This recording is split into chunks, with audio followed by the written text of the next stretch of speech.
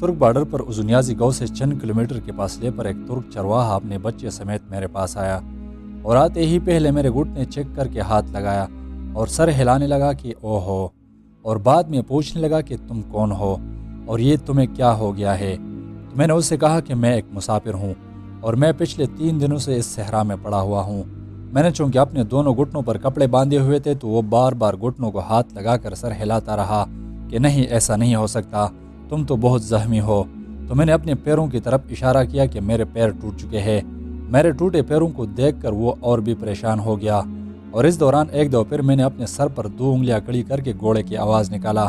کہ آپ کے پاس یہ چیز موجود ہے،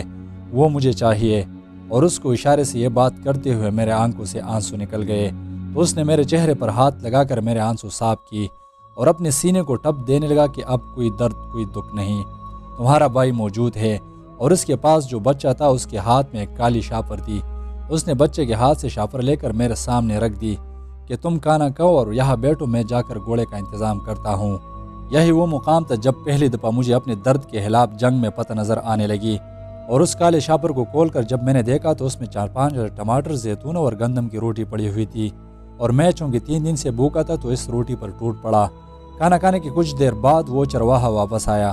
اور مجھے کاندھے پر اٹھا کر تھوڑے سے فاصلے پر اس گہرے نالے کے اوپر ایک پل بنا ہوا تھا، اس سے پار لگا کر وہاں ایک بابا کھڑا جو کہ اپنے بیڑوں کو چرا رہا تھا،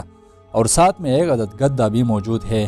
یہ وہی بابا چرواہا تھا جس کو میں نے آوازیں لگا کر چلایا تھا، اور اس کے 3 عدد کتے میرے پاس آئے تھے۔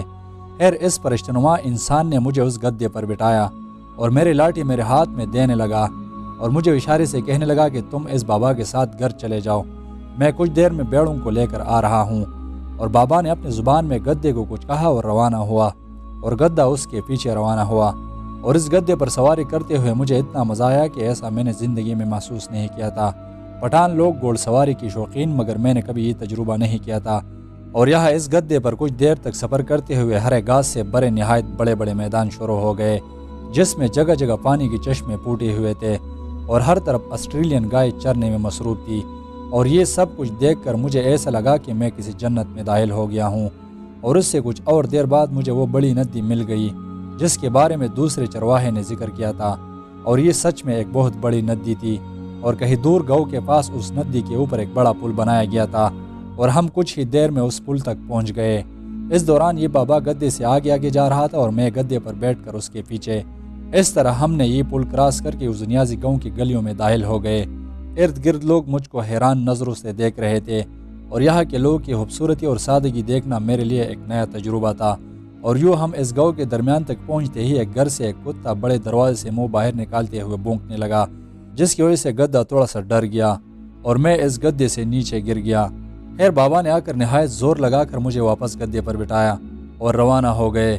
2 گلیاں مزید کراس کرتے ہوئے 2 عورتیں کڑی باتوں میں مصروف تھی، تو بابا سے پوچھنے لگی یہ کون ہے، مگر مجھے لگا کہ ایسا پوچھا ہوگا، اور ان 2 عورتوں میں ایک ہمارے ساتھ ساتھ آنے لگی جو کہ عمر سے لگ بھگ 30 سال کی لگ رہی تھی، اور اس کے حسن کی تعریف کرنے کے لیے میرے پاس وہی الفاظ موجود نہیں۔ یہ بھی ایک کرد قوم کی بیٹی اور صلاح الدین ایوبی کی اولاد میں سے تھی۔ خیر، اس عورت نے گدھے کو رسی سے پکڑ کر گھر کے اندر لے گئی۔ دیکھنے سے معلوم ہوا کہ یہ گھر 4 کمروں، ایک برآمدے اور ایک بڑے صحن پر مشتمل ہے، مگر برآمدہ اور باہر صحن کے درمیان کافی اونچائی موجود ہے۔ تو اس لڑکی نے گدھے کو برآمدے کے ساتھ لگایا، مگر مجھے اترنے میں تھوڑی مشکل پیش آئی اور میں ایک دفعہ پھر گدھے سے نیچے گر گیا، اور اس لڑکی نے مجھے فوراً گود میں اٹھا کر برآمدے کی اونچائی پر بٹھا دیا، اور اس طرح میرے گرنے سے خود کو قصوروار ٹھہرا کر نہایت دکھی نظر سے مجھے دیکھ رہی تھی، اور کچھ ہی دیر میں اپنے شوہر کی 2-3 شرٹ اور 2 عدد جرسی اور ایک پینٹ لا کر میرے پاس ہی رکھ دی، اور مجھ سے میرے جوتے نکال کر میرے پیروں پر نظر پڑتے ہی رونے لگی۔ اس دوران میں نہایت زخمی تھا، تو اس بہن نے مجھ سے میرے شرٹ اور سارے پینٹ اتار دیے کیونکہ میرے دونوں پیر نہایت سوج گئی تھی، اور پینٹ اتارنے میں دشواری محسوس ہو رہی تھی کیونکہ میں نے 1 نہیں 2 نہیں بلکہ پورے 4 پینٹ پہنے ہوئے تھے۔ اور پھر اس نے 1 عدد کمبل لا کر مجھ پر بچھایا اور اپنے شوہر کا 1 عدد پینٹ مجھے ہاتھ میں پکڑا دیا کہ کپڑے بدل لو، اور دیکھتے ہی دیکھتے اس بہن نے مجھے 3 شرٹ اور 2 جرسیاں پہنائی۔ میں نے منع بھی کیا مگر وہ کہہ رہی تھی کہ نہیں، تمہیں ٹھنڈ لگ رہا ہے۔ اس دوران وہ بابا بھی ہمارے ساتھ موجود ہے۔ وہ اس لڑکی کو کہنے لگا کہ درمان لے کر آؤ۔ درمان کو ہم اپنی زبان میں بھی درمان کہتے ہیں، مگر مجھے نہیں معلوم تھا کہ یہ درمان کیا ہوتا ہے۔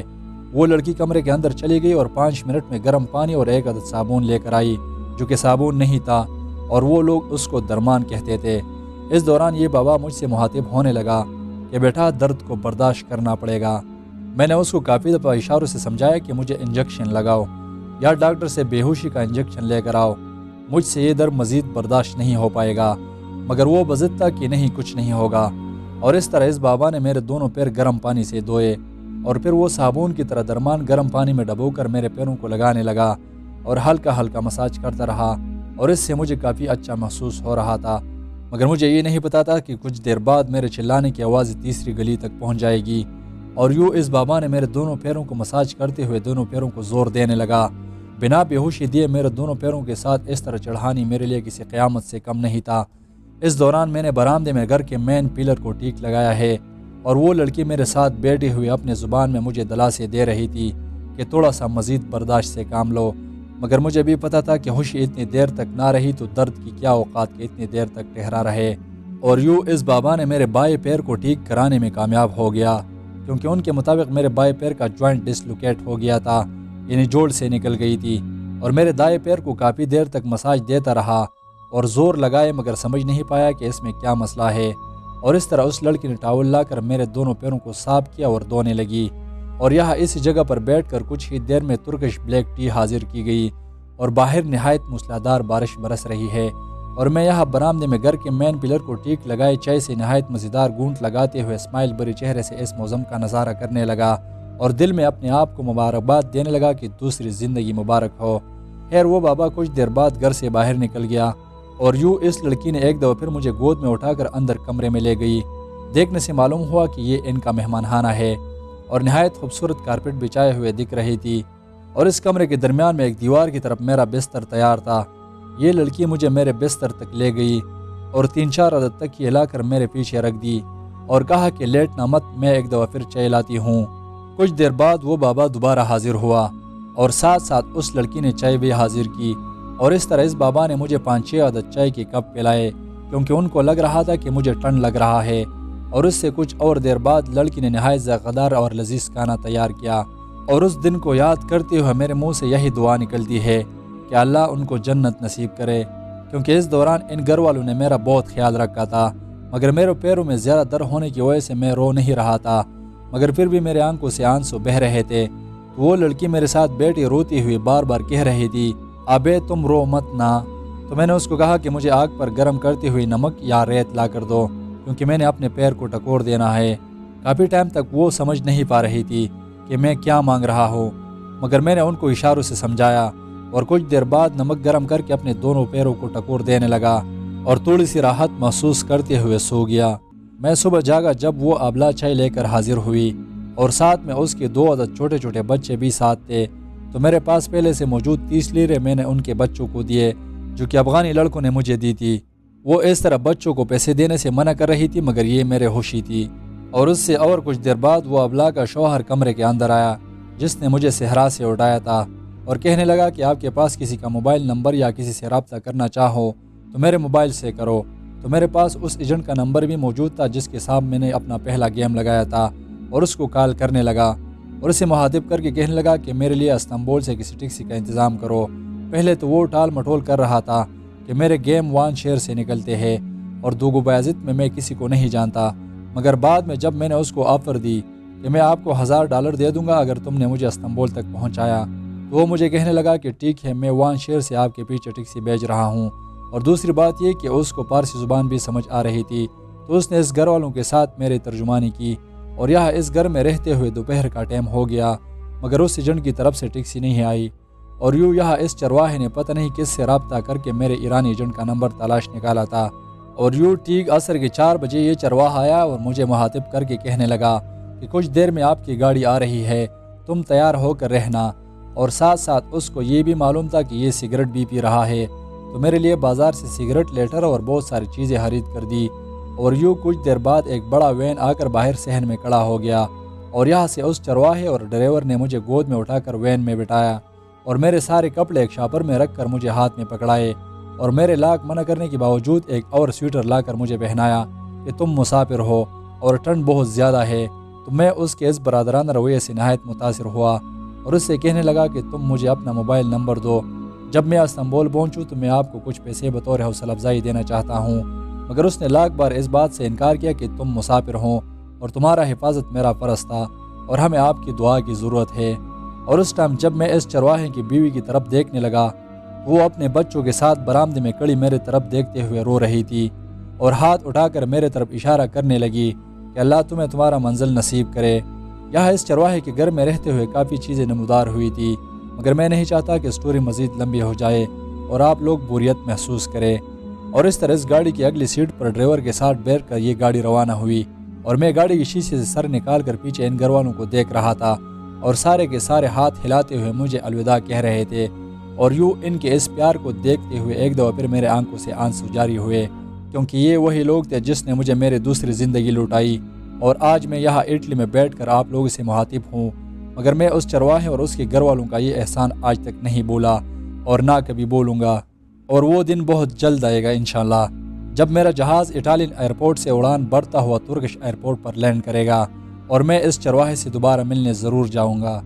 خیر اس گاڑی والے نے مجھے ازنیازی گاؤں سے اٹھا کر آرمی کے نظر سے بچاتے ہوئے یگین بکل نامی گاؤں تک پہنچایا اور پہنچاتے ہی کسی کے حوالے کیا اور خود واپس چلا گیا، مگر ان لوگوں نے مجھے اپنے گھر پر نہیں رکھا اور گاڑی سے جلدی میں اتار کر تھوڑی سی برے بوریوں کے گودام میں چھپایا جہاں ہر طرف توڑی پڑی ہوئے میرے کپڑے بھی کسی حد تک گندے ہو گئے۔ اس دوران ایک بچہ آیا اور میرے اوپر پلاسٹک بچھا کر کہنے لگا کہ ہلنے کی کوشش مت کرنا، کیونکہ ہر طرف ترک آرمی گھروں کی تلاشی لے رہی ہے، اگر زیادہ ہلنے یا شور شرابے کی کوشش کی تو پکڑے جاؤ گے، کیونکہ آج کل افغان مہاجرین کا ایک سیلاب ترک بارڈر کی طرف گامزن تھا اور پچھلے چند دنوں میں وان اور دوگوبائز سے 50,000 افغانی مہاجرین پکڑے گئے ہیں، اور جس گھروں سے پکڑے گئے وہ سارے جگہ ترک آرمی نے جلا کے رکھی ہے۔ خیر میں پچھلے 1.5 گھنٹے سے اس تھوڑی سی بڑے گودام میں بیٹھا ہوا ہوں اور باہر نہایت موسلادھار بارش برس رہی ہے اور ٹھنڈ کا شدت حد سے زیادہ ہے، مگر چرواہے کی بیوی نے مجھے بہت سارے سویٹر اور جرسیاں دی تھی جس کی وجہ سے مجھے اس ٹھنڈ میں کافی سہولت ملا، مگر پھر بھی ٹھنڈ کا مقدار زیادہ ہونے کی وجہ سے میں لگاتار سگریٹ پیتا رہا، مگر ڈر بھی لگ رہا تھا کہ کہیں ایسا نہ ہو تھوڑی سی بڑے گودام کو آگ نہ لگا دوں ورنہ پھر تو میرا خیر نہیں ہوگا۔ خیر جب شام کا اندھیرا چھانے والا تھا تو ایک آدمی آیا اور مجھے گود میں اٹھا کر تھوڑے سے فاصلے پر ایک دروازے کے اندر لے گیا۔ ارد گرد دیکھنے سے معلوم ہوا کہ ہر طرف گائے اور جانور کھڑے ہیں اور ایک عورت ایک گائے کے پاس بیٹھی گائے سے دودھ نکال رہی ہے۔ اب ان لوگوں نے مجھے گائے پالنے والی کی جگہ پر اس لیے رکھا کیونکہ آس پاس ترک آرمی کا خطرہ ہے، مگر یہاں ہر طرف زمین پر جانوروں کے گوبر اور پیشاب پڑا ہوا ہے، جس کی وجہ سے ان لوگوں نے زمین پر ایک پلاسٹک کے اوپر ایک موٹا کارپیٹ بچھایا ہوا ہے اور مجھے اس کارپیٹ کے اوپر ہی بٹھا دیا، اور یہ اس کمرے میں بالکل آخر والی گائے کی جگہ تھی۔ اگر کوئی آرمی کا جوان اندر آ بھی جاتا تو پھر بھی اس کا یہاں نظر نہ پڑتا کیونکہ ان لوگوں نے درمیان میں کچھ پردہ سا کیا ہوا تھا۔ پھر جب وہ آدمی یہاں مجھے کارپیٹ پر بٹھا رہا تھا تو میرے ایک پیر دکھنے کی وجہ سے میرے منہ سے کچھ آواز نکلا، تو اس عورت نے اپنا کام چھوڑ کر میرے پاس آ کر بیٹھ گئی اور میرے پیروں کو بار بار ہاتھ لگاتے ہوئے میرے طرف حیران نظروں سے دیکھتے ہوئے نہایت پریشان نظر آ رہی تھی، اور اس بچے کو کچھ کہنے لگی جو کہ میں نہیں سمجھ پا رہا تھا، اور وہ بچہ ایک دم وہاں سے دوڑ کر باہر نکل گیا اور کچھ دیر بعد اپنے ساتھ ترکش چائے لا کر حاضر ہوا، اور میں اس موسلادھار بارش کے موسم میں یہاں جانوروں کے ساتھ ترکش چائے سے شورکی لیتا ہوا مزے سے بیٹھا ہوا ہوں اور ساتھ ساتھ سگریٹ پیتا جا رہا ہوں، مگر ٹھنڈ کا مقدار بڑھ گیا تو میں نے آدھا کارپیٹ اپنے اوپر بچھایا اور لیٹ گیا کیونکہ مجھے لگ رہا تھا کہ مجھے یہاں دیر تک ٹھہرایا جائے گا، مگر کچھ دیر بعد وہ عورت بچے سمیت حاضر ہوئی اور اپنے ساتھ کانا ہاتھ میں لیے میرے سامنے رکھ دیا، اور ایک دفعہ پھر ترکش چائے بھی حاضر تھی۔ کھانے کے ٹپن سے ڈھکن اٹھا کر معلوم ہوا کہ چاول کے ساتھ مرغے میرے مہمان نوازی کے لیے پیش کیا گیا ہے،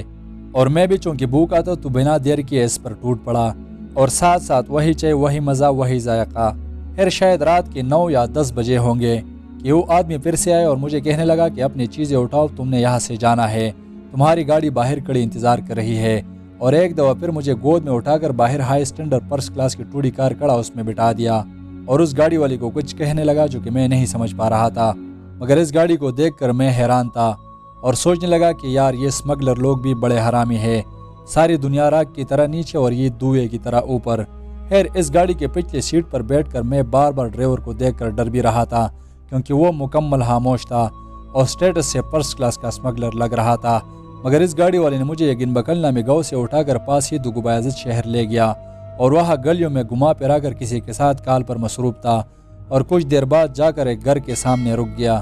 جہاں پہلے سے ایک حکیم بابا ہمارے انتظار میں کھڑا تھا اور مجھے گاڑی سے نہیں اتارا بلکہ گاڑی کا دروازہ کھول کر میرے دونوں پیر باہر کی طرف پلائے اور میرے پیروں سے چڑھانی کرنے لگا۔ میں نے اس کو 1000 بار سمجھانے کی کوشش کی کہ پہلے بھی ایک بابا میرے پیروں کو دیکھ چکا ہے، مگر وہ نہیں سمجھ پا رہا تھا اور یوں میرے پیروں کو گھما پھرا کر چڑھانی کرتے ہوئے میرے آنکھوں سے آنسو بہا دیے۔ خیر اس حکیم بابا سے پارے ہونے کے بعد اس کار والے نے مجھے دوبیازت شہر کے گلیوں میں گھما پھرا کر ایک گھر کے سامنے رک گیا جہاں پہلے سے 2 لڑکیاں مجھے لینے کھڑی تھی، اور جیسے ہی میری گاڑی وہاں پہنچ گئی تو ایک ترکش لڑکی نے مجھے اشارہ دیا کہ گاڑی سے اتر کر میرے پیچھے آؤ، مگر ڈرائیور نے اس کو سمجھایا کہ یہ دونوں پیروں سے معذور ہے، تو وہ دونوں لڑکیاں آ کر مجھے گود میں اٹھا کر اندر اپنے گھر میں لے گئی۔ ان میں ایک لڑکی میرے عمر کی جس کا نام سیدہ نور تھا اور دوسری 30 سال کی جس کا نام زیلے ابلا تھا۔ یہ دونوں بہنیں تھیں۔ جس نے گود میں اٹھا کر اپنے گھر کے اندر لے جاتے ہی میں نے ان کو اشارہ دیا کہ مجھے نیچے کارپیٹ پر بٹھائے، تو ان لڑکیوں نے ایسا ہی کیا۔ یہاں سیدہ نور کے گھر میں آتے ہی ارد گرد دیکھنے سے معلوم ہوا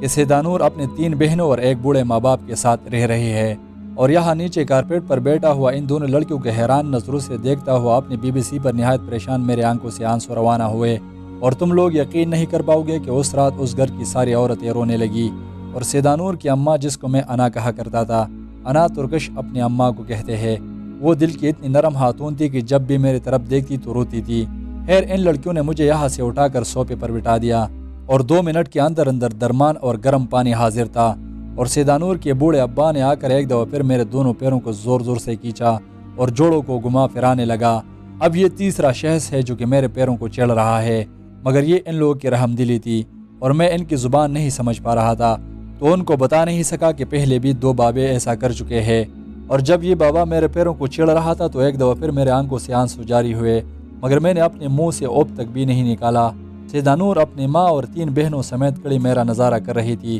اور اس طرح آنسو سے آنسو نکلتے ہوئے مجھے شرم بھی محسوس ہو رہا تھا، مگر درد تو درد ہوتا ہے، ان کو کیا پتا کہ سامنے کون کھڑا ہے۔ خیر سیدہ نور کے اماں کے حکم کے مطابق سیدہ نور اور زیلے ابلا نے مجھے ایک دفعہ پھر گود میں اٹھا کر واش روم لے گئی، اور مجھ سے کپڑے اتار کر انا نے مجھے ٹروزر سمیت نہلایا اور میرا سر دھو کر پچھلے صحراؤں کی دھول مٹی دھونے لگی، اور ٹاول سے سکھا کر نئے کپڑے لا کر مجھے پہنائے، اور میرے جوتے اور کپڑے سیدہ نور کو پکڑائے، یہ کل صاف ستھرا دھو کر شاپر میں رکھ دو۔ اور نہلانے کے بعد کچھ دیر بعد کانا ترکش چائے کے ساتھ حاضر تھا، اور سب سے دلچسپ بات یہ تھی کہ سیدہ نور کے علاوہ باقی سارے بہنیں اور ماں باپ سگریٹ پیتے تھے، تو میرے پاس جو بھی آتا تھا تو سگریٹ منہ میں پکڑا کر اپنے لیٹر سے جلاتا تھا۔ یہ 4 بہنوں کا گھرانہ تھا، اور اس گھر میں نے 10 دن گزارے تھے، اور ان 10 دنوں میں نے ایک پل کے لیے بھی ایسا محسوس نہیں کیا کہ میں کسی پرائے کے گھر میں مسافر ہوں۔ یہ چاروں کی 4 بہنیں نہایت خوبصورت اور مزاحیہ تھی، اور ان میں سے سیدہ نور وہی لڑکی تھی جس کے ساتھ بعد میں میری دوستی بن گئی تھی۔